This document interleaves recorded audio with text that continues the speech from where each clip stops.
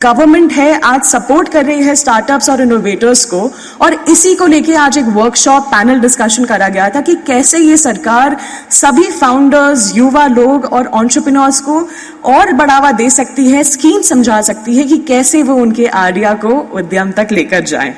इस वर्कशॉप में जो युवा पार्टिसिपेशन था वो लगभग 400 से ज्यादा युवा आए थे, और इंदौर के सभी टॉर्च बेयरर फाउंडर्स जो कि defence tech, medical device technology, deep tech, rural innovation में हैं, उन सब से बात करी गई थी।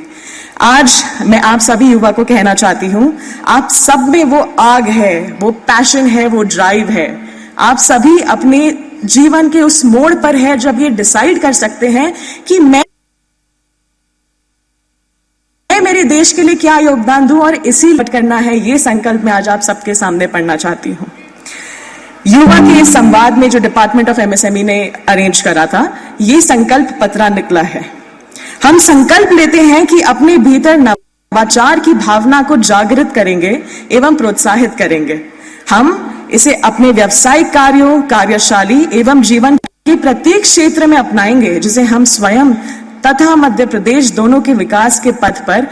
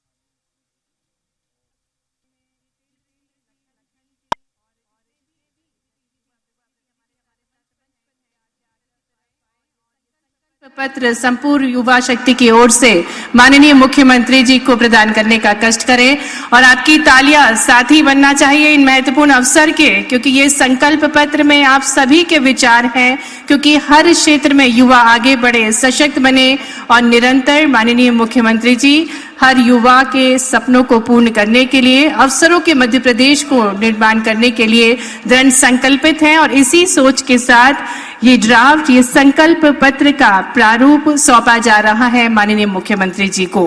तालियां एक बार जोरदार देवियों सज्जनों, बहुत बहुत धन्यवाद। देवियों सज्जनों, आज मध्य प्रदेश केवल विकास की नई इबारत नहीं लिख रहा, बल्कि युवा शक्ति के सपनों को नई ऊंचाइयां भी दे रहा है। खेल के मैदानों से लेकर स्टार्टअप्स के इंक्यूबेशन सेंटर तक, IIT, polytechnic, global skill park और आधुनिक शिक्षा एवं अनुसंधान संस्थानों तक हर मंच पर युवाओं की प्रतिभा को अवसर प्राप्त हो रहा है। आइए जोरदार तालियों के साथ हमारे विजनरी लीडर जो निरंतर हमें इंस्पायर करते हैं, उनसे निवेदन करते हैं कि आज इतनी बड़ी संख्या में युवा साथियों को मार्गदर्शन देने का कष्ट करें। मेरे साथ सभी बोलेंगे प्रेम से, भारत माता की, भारत माता की। मित्रों, आज का ये कार्यक्रम बड़ा अनूठा भी है और हम सब इस मंच पे बैठे हुए नेताओं के साथ आपके लिए भी। मध्य प्रदेश की सरकार अपने युवाओं के भविष्य के लिए, आने वाले कल के लिए उनके मन में सपने क्या है, वो किस दिशा में बढ़ना चाहते हैं, और सच में इस देश के साथ यशस्वी प्रधानमंत्री का जोरदार अभिनंदन करें नरेंद्र मोदी जी का। जोरदार ताली बजाएं अपने दोनों हाथ ऊपर करके नरेंद्र मोदी जी के लिए। जीवन में हरेक अपने जीवन में माता पिता का लाडला होता है, दुलारा होता है, लेकिन लाडले दुलारे बच्चे के साथ उसके परिवार की आशा अपेक्षा उसके साथ जुड़ती है कि हमारा बच्चा इस देश में, प्रदेश में, घर में, समाज में, गांव में अपनी क्षमता, योग्यता, बुद्धिमत्ता से अपनी जीवन को सार्थक करे, देश और प्रदेश में आगे बढ़ने का मौका ढूंढे। हम जरा याद करें, देश की आजादी के पहले, मुझे इस बात का गर्व है, दुर्भाग्य है थोड़ा सा, देश की आजादी के लिए जिनने अपने प्राण न्यौछावर किए, वो बड़ी आबादी सबको प्रभावित करने वाली अगर कोई थी तो युवाओं की थी। जोरदार ताली बजाए चंद्रशेखर आजाद भगत की इतनी लंबी श्रृंखला है जिन्होंने अपना हंसते हंसते प्राण अर्पित किए। क्यों? क्योंकि देश गुलाम था, देश आजादी मांग रहा था और आजादी बिना कीमत के नहीं मिलती। इस बात को सिद्ध किया भगत सिंह, चंद्रशेखर आजाद। लंबी लाइन है। आप बताओ, अंग्रेजों ने अपने देश के नागरिकों को जलियांवाला कांड में भीड़ के अंदर निहत्थे नागरिक बैठे और उनको बंदूक की गोलियों से इस प्रकार से बर्बर मारा कि जैसे कोई जानवर को भी नहीं मारता। ये कष्ट महसूस किया मदनलाल धीगरा ने और उसने कहा कि अब मेरा जन्म हमारे देशभक्तों के खून पे जो कालीमा लगाई है कि हम अपने देश के गद्दारों से बदला नहीं ले सकते। वो अपने पढ़ने के कारण से गए थे इंग्लैंड, लेकिन इंग्लैंड जाने के बाद उन्होंने अपने पढ़ाई करने का काम तो अलग रखा और देश के गद्दारों से निपटने का काम अपनी प्राण की बाजी लगा के पूरा किया। जोरदार ताली बजाएं अपने उस बलिदान के उस दौर के लिए। चंद्रशेखर आजाद इसी मध्य प्रदेश की धरती से भाबरा नामक झाबुआ के पास के अलीराजपुर जिले के एक छोटे से गांव में मां अकेली और चंद्रशेखर आजाद पढ़ने गए बनारस, और बनारस पढ़ने जाते जाते उनको ध्यान में आया कि अपने इस देश के जीने के लिए उनको अपनी मां से ज्यादा भारत माता की सेवा करने की जरूरत पड़ेगी। मुझे इस बात का संतोष और आनंद है, चंद्रशेखर आजाद ने अपने कदम बढ़ाए देश की आजादी के लिए और अपना संकल्प भी किया कि मैं इस देश की आजादी के लिए अगर क्रांतिकारी बन रहा हूं तो क्रांतिकारी बनते बनते देश को आजाद कराने के लिए आजाद रहूंगा। मुझे इस बात की प्रसन्नता है, पूरे अभियान में जब भी मौका पड़ा चंद्रशेखर आजाद ने देश की जवानी को गौरवान्वित किया। अंग्रेजों के तमाम षड्यंत्र के बाद भी एक के बाद एक वो लगातार अपने जीवन के उन प्रकार के उद्देश्य से सार्थकता सिद्ध करते अंग्रेजों की चूल्हे हिला दी। लेकिन चंद्रशेखर आजाद ने जब अपना शरीर भी छोड़ा इलाहाबाद के उस पार्क के अंदर, तो चंद्रशेखर आजाद ने जब देखा कि चारों तरफ से मैं घिर गया हूं और बचने का मौका नहीं, तो अपने पास की रिवाल्वर की गोली अपने सिर पे लगा करके उन्होंने कहा कि मैंने प्रण किया था मैं आजाद रहूंगा, आजाद होते होते किसी हालत में शरीर पे अंग्रेजों की पुलिस का हाथ नहीं लगने दूंगा। मुझे इस बात की प्रसन्नता, जोरदार अभिनंदन करें, चाहे जान चली गई हो चंद्रशेखर आजाद की, लेकिन देश के युवाओं के माध्यम से मान बढ़ाने का, सम्मान बढ़ाने का मौका चंद्रशेखर आजाद से मिला। ये मैं बातें आपके सामने इसलिए कर रहा हूं कि हम में से ये सारे युवा जिनने देश की आजादी को अपने ऐसे क्रांतिकारियों से प्राप्त की, लेकिन आने वाला कल अब हमारे लिए, देश के लिए, प्रदेश के लिए, समाज के लिए, अपने परिवार के लिए जीने की लाइन होना चाहिए। हमारी योग्यता के बलबूते पर जब दुनिया का सबसे युवा देश अगर कोई है तो भारत है। और भारत के साथ मुझे इस बात की भी प्रसन्नता है कि युवा प्रदेश सबसे ज्यादा, अगर ज्यादा आबादी कहीं है तो वो मध्य प्रदेश है। मैं आप सबको बधाई देना चाहता हूं।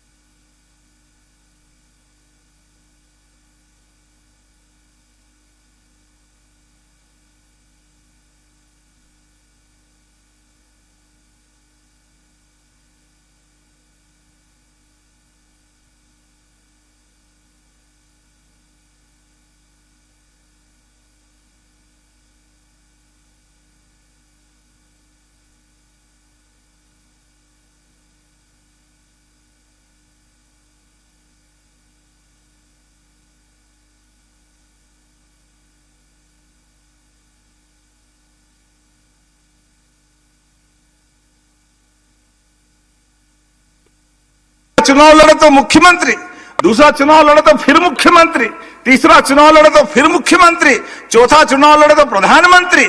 ऐसे में लेकिन उनको वो दर्द मालूम था। चुनाव लड़ना, मुख्यमंत्री बनना, प्रधानमंत्री बनना ये अलग बात थी, लेकिन जैसे ही वो प्रधानमंत्री बने और उन्होंने कहा मेरे 140 करोड़ देशवासियों में से अगर 100 करोड़ लोग सरकारी योजनाओं का लाभ लेने की इच्छा रखते हैं तो उनका पैसा वो जो सरकार 1 रुपया देती है वो 1 रुपया उनके खाते में क्यों नहीं पहुंचना चाहिए। इसलिए जीरो बैलेंस में अकाउंट खुलवाया। जोरदार अभिनंदन करो। यह है नरेंद्र मोदी जी का, जिसके कारण से प्रधानमंत्री सड़क का मामला हो, मनरेगा की मजदूरी का मामला हो, प्रधानमंत्री आवास का मामला हो, जो पैसे दिल्ली से जाते हैं, आप बताओ एक वित्त मंत्री को मालूम नहीं कि जीरो बैलेंस पे अकाउंट खुलता है, बगैर पैसे का बैंक का खाता खुलता है, लेकिन ये हमारे मोदी जी ने करके दिखाया। ये आपके माध्यम से इस बात की प्रेरणा भी आ रही है। मुझे इस बात की प्रसन्नता है। आज अपने इस केवल 2-4 बातें आपके सामने करूंगा कि हमारी सरकार बनने के समय केवल आपको मैं ये सारे बातें इसलिए कर रहा हूं कि यहां बैठे हुए सारे लोग क्रमशः हायर सेकेंडरी पास करने के बाद अपने कॉलेज जीवन में अलग अलग प्रकार की कोर्स की डिग्री करने के लिए अपने अपने जीवन का महत्वपूर्ण समय गुजार रहे हैं। ऐसे में आपकी इस डिग्री के बलबूते पर आपका परिवार में भी आशा के केंद्र हो आपसे प्रदेश भी आज आपको मौका दे रहा है। तो आपके माध्यम से अपनी योजनाओं के बलबूते पर इस प्रदेश का युवा आगे क्या भूमिका अदा कर सकता है। हमको मालूम है पेट्रोल पंप के अंदर नौकरी करने वाले अंबानी जी आज देश के बड़े उद्योगपति बन के गए हैं। तो इसी देश के अंदर के एक प्रतिभा थी जिनने अपने जीवन की यात्रा पेट्रोल पंप पे पेट्रोल भरते भरते गुजारी। तो ये जो अपने मौके मिलते हैं उस मौके को सार्थक करने के लिए आपके साथ हमारी सरकार बनने के लिए माननीय मोदी जी ने 4 श्रेणियां बताई। 4 श्रेणी का भला होगा तो देश का भला हो जाएगा, प्रदेश का भला हो जाएगा। आप युवा, महिला, गरीब और किसान, ये चारों श्रेणी में सब कुछ समाहित हो जाते हैं। इसलिए हमने ये अलग अलग आपके 5 युवाओं की टीम बुलाई। ये 5 टीम में से कृषि भी एक विषय है, उद्यमशीलता भी है। एक बहन ने अपनी इंडस्ट्री को स्टार्टअप के माध्यम से बढ़ाने की बात कही, एक ने कहा कल्चर और टूरिज्म के माध्यम से। अब आप अंदाज लगा लो, केवल आपकी जानकारी के लिए बताना चाहेंगे, अकेले ये बाबा महाकाल का मंदिर हमारे सबके बगल में कौन कौन गया महाकाल मंदिर? हाथ खड़े करके बताओ, गए कि नहीं गए? आप अंदाज लगा लो, ये महाकाल मंदिर 10-20 साल में बना है क्या? बताओ, 10-20 साल में बना है क्या? महाकाल मंदिर बना 250 साल पहले। कितने साल पहले? वो बनारस का मंदिर कितने साल पहले बना है? ये अहिल्या महारानी ने बनाया, वो भी 250-300 साल पहले बना है। लेकिन ये 250-300 साल पहले उस मुगल सत्ता में जो मंदिरों को पसंद नहीं करते थे, तो जोरदार ताली बजाओ अहिल्या महारानी के लिए और महादजी सिंधिया के लिए, जिन्होंने उस समय भी हिम्मत के साथ सनातन संस्कृति का ध्वज लहराया और वो आसमान से बात करता हुआ महाकाल का मंदिर अपने सामने आया। लेकिन महाकाल के मंदिर में 1900 कब की बात है? लगभग 250-300 साल पहले की, 17वीं शताब्दी से। लेकिन 2022 मोदी जी के महाकाल के महालोक के लोकार्पण के पहले पहले तक अकेले उस उज्जैन में 60-70 लाख लोग आते थे। कितने आते थे? 60-70 लाख। और आज 2026 भी आधा ही चल रहा है, लेकिन केवल 3.5 साल के अंदर आज स्थिति बन गई 8.5 करोड़ लोग आ रहे हैं। जोरदार ताली बजाओ। ये कितने प्रकार से लोगों को रोजगार दे रहे हैं। वही महाकाल मंदिर है, लेकिन महाकाल का महालोक बनाकर बाबा महाकाल की तो सब आस्था के साथ दर्शन पूजा की इच्छा रखते हैं। लेकिन महाकाल के परिवार में कौन कौन है? गणेश जी महाराज, पार्वती मैया, कार्तिकेय, उनके जीवन की सब लीला। जैसे एक लीला हमको मालूम है कि जब शंकर भगवान को गुस्सा आता तो तांडव नृत्य करते हैं, लेकिन उनके जीवन में केवल तांडव नृत्य नहीं, जब आनंद में डूबते तो वो आनंद नृत्य भी किया। ऐसी सारी जीवन की सब घटनाएं जोड़ करके उस बाबा महाकाल के महालोक के अंदर वो सारी प्रतिमाओं को संयोजन किया गया। एक तो बड़ी जोरदार है, कभी आप गौर से जाके देखना। जब रावण बड़ा भक्त है महाकाल का, और महाकाल की भक्ति के उस भाव में उनने कैलाश पर्वत सहित जब महादेव को अपने सिर पे धारण कर लिया तो उसको अहंकार हो गया, और अहंकार होकर के उसने कहा कि ये शंकर भगवान मेरे आराध्य भले ही है, लेकिन मैं अपने सिर पे इनको उठा सकता हूं। और उठाने का घमंड जैसे ही एहसास हुआ शंकर भगवान को, तो आप मूर्ति में जाके देखना, महाकाल के महालोक में दिखाई देगा। शंकर भगवान ने अपने अंगूठे का केवल एक हिस्सा दबाया तो वो महाप्रतापी रावण जो कैलाश पर्वत सहित शंकर भगवान को अपने सिर पे धारण कर लिया, उसकी भ्रकटी से पसीना निकलने लगा। तो मूर्तियों के अंदर भी कितनी कलाकारी हो सकती। जोरदार ताली बजाओ। ये कितनी प्रकार की चीजें हमको मालूम पड़ रही। ये हमारी मूर्ति शिल्प की विशेषता है। ऐसी एक नहीं, बहुत सारी बातें बता सकता हूं। आप बताओ, आप होम स्टे कोई बनाना चाहता है अपने जीवन में, अपने घर के आसपास भी, तो 4 कमरे का 8 कमरे का कमरा बना करके छोटा होटल बना लेगा। तो होम स्टे के माध्यम से आपको सरकार होटल बनाने के लिए पैसे जो देती है, ऐसे इसके लिए भी पैसे देने वाली। आप में से जो डॉक्टर बन रहे हैं, हाथ खड़े करो, कौन कौन डॉक्टर बनना चाहता अपने में से? आप अंदाज लगा लो, मध्य प्रदेश एकमात्र राज्य ऐसा है अपने यहां पर डॉक्टर बनने के लिए गवर्नमेंट मेडिकल कॉलेज के बाद अगर बच्चे डॉक्टर बनने जा रहे हैं तो डॉक्टर के लिए 70 लाख, 80 लाख, 1 करोड़ की भी प्राइवेट फीस भरना है, तो हमारी सरकार उनकी फीस भर रही। जोरदार अभिनंदन करो। यह जानकारी भी आपको होना चाहिए, क्योंकि आपको फीस भर के हम केवल ये एक बांड भरा रहे हैं कि आपके घर में कठिनाई है, आप 60, 70, 80 लाख, 1 करोड़ नहीं भर सकते, कोई बात नहीं, आप डॉक्टर बन जाओ। डॉक्टर बनने के बाद आप हमारे सरकारी हॉस्पिटल में 5-6 साल नौकरी कर लो, उससे वो पैसे उतार देना, वो जीवन भर आप अपने परिवार में डॉक्टर बन के जा रहे हो। ये होना चाहिए कि नहीं होना चाहिए? ये हमारी सरकार की योजनाओं के भरोसे हो। आपके माध्यम से अगर आप कोई इंडस्ट्री लगाना जा रहे हो, और रोजगार परक इंडस्ट्री है, इंडस्ट्री का मतलब महिलाओं को, माता बहनों को अगर आप केवल सिलाई की मशीन सिखा दोगे और कारखाने में काम करने का मौका दोगे, तो जो हम लाडली बहनों को अपने घर में मदद कर रहे हैं 1,500 की, उसके बजाय वो बहनों के लिए 5,000 रुपया महीना सरकार के माध्यम से रोजगार पर उद्योग के लिए बीच का अमाउंट आप भरोगे, लेकिन 5,000 रुपया महीना कारखाने की जमीन उसमें सब्सिडी, बिजली के बिल उसमें सब्सिडी, बाकी आप कॉटन इंडस्ट्री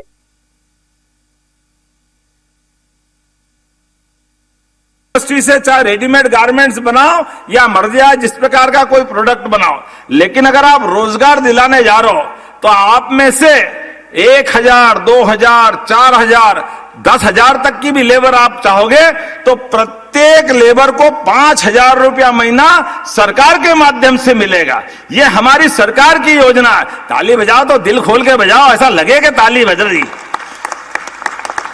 हमारी सरकार के माध्यम से, और आपको कितना अच्छा लगेगा। आपसे केवल इतनी कल्पना है, अपने मोहल्ले में आसपास केवल आप बीमार देख लो कि बीमार है और बीमार को हॉस्पिटल पहुंचाना है तो 5 लाख तक का दुनिया का ये सबसे बड़ा प्रयोग है माननीय मोदी जी के माध्यम से। इतना ही नहीं, किसी चौराहे पे कोई एक्सीडेंट हो जाए और एक्सीडेंट में आप देखोगे तो आमतौर पे एक्सीडेंट सोच के डर लग जाता है। अब डरने की जरूरत नहीं, आप वो व्यक्ति, किसी का परिवार का कोई न कोई रिश्ते नाते वाला होगा, किसी का बेटा होगा, बेटी होगी, पिता होगा, पुत्र होगा, कुछ भी होगा, आप उसको उठा के हॉस्पिटल पहुंचाओगे तो राहगीर योजना के माध्यम से 25,000 रुपया आपको भी देंगे जो पहुंचाने वाले हैं, ताकि हमारी सरकार के माध्यम से, ये मानवीय संवेदनाओं का मामला है। एयर एम्बुलेंस अगर कोई बीमार हो तो उसको पहुंचाने की बात होती, लेकिन ये आइडिया अभी हमारे पुराने हो गए। अब नया वापस 2027 का युवा वर्ष, आज का ये पूरा कार्यक्रम ये किसान कल्याण वर्ष के माध्यम से मना रहे हैं। आप बताओ, अपने यहां पर इसी इंदौर के अंदर कितनी आबादी, इंदौर की कितनी आबादी भैया, कितनी है? 40 लाख। अगर ये नर्मदा का पानी यहां नहीं आता तो इंदौर की आबादी कितनी होती? नर्मदा जी हमारे समय तो बहना चालू नहीं हुई, ये तो 1956 में मध्य प्रदेश बना, उसके पहले से बह रही कि नहीं बह रही। लेकिन नरेंद्र मोदी जी के लिए जोरदार तालियां बजाओ, ये उनने बांध बनाया नर्मदा पे, इंदिरा सागर, और ये नर्मदा वैली के सारे डैम बने। तो आज इंदौर कहां से कहां चला गया, क्योंकि यहां हमारे लिए मूल पानी की जरूरत, पीने के लिए भी, स्नान के लिए भी, उद्योग धंधे के लिए भी। नहीं मन पानी राखिए, बिन पानी सब सून, पानी गए न उबरे, मोती मानस चुन। पानी की जो महत्ता है, लेकिन ये अब मैं किसी को याद नहीं करूंगा, लेकिन जिन्होंने 55 से लेकर 56 से लेकर 2003 तक सरकार चली, उस दल के लोगों ने नर्मदा का पानी इंदौर में आ सकता था, इसको असंभव बताया था। रिकॉर्ड में है ये, वो विधानसभा में बोलते थे असंभव है। जब उज्जैन में हम कहते नर्मदा में छिपराजी बरसाती नदी है, स्नान के लिए पानी चाहिए, नर्मदा का पानी छोड़ दो, तो कहते असंभव है, नर्मदा जी नीचे बहती है, वो ऊपर है, कैसे हो सकता है? अब बताओ, अभी हो रहा कि नहीं हो रहा? जोरदार ताली बजा के बताओ, ये कौन सी बात है? आज का समय इस बात का है। अरे ये सारी चीजों को लेके तो भारत अब दुनिया के सामने आगे जा रहा है। ऐसे में दुनिया का सबसे युवा देश भारत है, तो हमने कहा कि इस साल का किसान कल्याण वर्ष होते होते हम बुंदेलखंड की भी कठिनाई दूर करने के लिए मोदी जी के आशीर्वाद से केन बेतवा नदी जोड़ो अभियान और पार्वती काली सिंह चंबल राजस्थान के साथ जोड़ करके एक नदी जोड़ो अभियान, उस पर भी काम कर रहे हैं। और आने वाले समय में युवा मित्रों के माध्यम से आज ये शुरुआत हो रही 2027 की। ये साल तो किसान कल्याण वर्ष मना रहे हैं, लेकिन आने वाले समय में हम और आगे बढ़ते हुए बलबूते पर युवाओं को सरकार की योजनाओं के साथ जोड़ करके प्रदेश को बेहतरी के लिए और आगे बढ़ाने के लिए आज की ये मीटिंग की। मुझे इस बात का आनंद भी है, लेकिन थोड़ा सा मेरे मन में कष्ट भी है। हमारे युवा मित्र ने भी सुझाव देते देते कागज पढ़ना चालू करा तो थोड़ा सा दिक्कत हो गई, क्योंकि हमारे सबकी आदत कैसी है, ये भाषण देने का काम नेताओं का, तो युवा जरा ध्यान नहीं देते हैं। तो ये आगे से आपका कार्यक्रम था, जोरदार ताली बजा जिनने जिनने हिम्मत करी। पहली बार माइक पे बोलने का काम भी आया, लेकिन माइक पे बोलते बोलते हमारा आपका ये कार्यक्रम, ये आपके भविष्य का कार्यक्रम है। आमतौर पर सरकारी योजनाओं के साथ केवल हितग्राहियों को लेकर चलना ये क्यों जरूरी होना चाहिए? युवाओं के साथ भविष्य में उनकी सहभागिता भी होना चाहिए।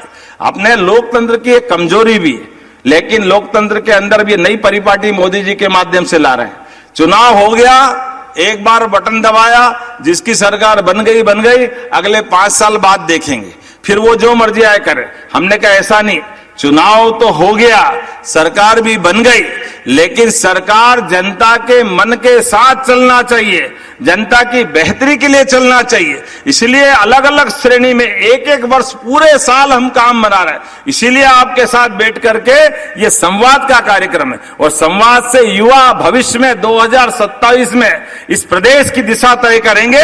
इसी भाव के लिए जोरदार ताली बजाए इस मंच के लिए भी और इन व्यवस्थाओं के आयोजकों के लिए भी, जिनके कारण से आपका कीमती समय आज इस सभागार में गुजरा। मुझे इस बात की प्रसन्नता है, इस देश पे खासकर अहिल्या महारानी की नगरी से और हमारे पास के नगर विक्रमादित्य की नगरी तक और रानी दुर्गावती जबलपुर से लगा करके उधर तात्या टोपे की नगरी तक, टंटिया मामा जैसा व्यक्ति अपने झाबुआ इलाजपुर क्षेत्र के अंदर अंग्रेजों से लड़ाई लड़ता है। तो इस देश की गौरवशाली उस विरासत को आगे बढ़ाने के लिए, जिसके भरोसे से भारत के लोग अपने लिए नहीं जीते, भारत के लोग दुनिया में मानवता के लिए जीवन जीते। इसलिए समूची वसुधा को कुटुंब के नाते से मानते। इसलिए जब पूरा कुटुंब, पूरा पृथ्वी है, तो भारत की अच्छाइयों को दुनिया में आगे ले जाने के लिए मैं युवाओं से आह्वान करता हूं, आओ और हम सब आगे बढ़े, निश्चित रूप से ताकत के साथ खड़े हो और भविष्य में मध्य प्रदेश को भी आगे बढ़ाए, देश को भी आगे बढ़ाए। बहुत बहुत धन्यवाद। भारत माता की। बहुत बहुत धन्यवाद माननीय मुख्यमंत्री जी। सबका साथ सबका विकास जो आपकी सोच है, और साथ ही में युवा साथियों के विचार को साझा करके उनके लिए अवसरों का मध्य प्रदेश बनाने के लिए बहुत बहुत धन्यवाद। और अब आभार प्रस्तुतिकरण के लिए हमारे बीच यूथ आइकॉन के रूप में श्री अनुभव दुबे जी हैं, उनको मैं आमंत्रित करती हूं, जो कि को फाउंडर हैं CSB के।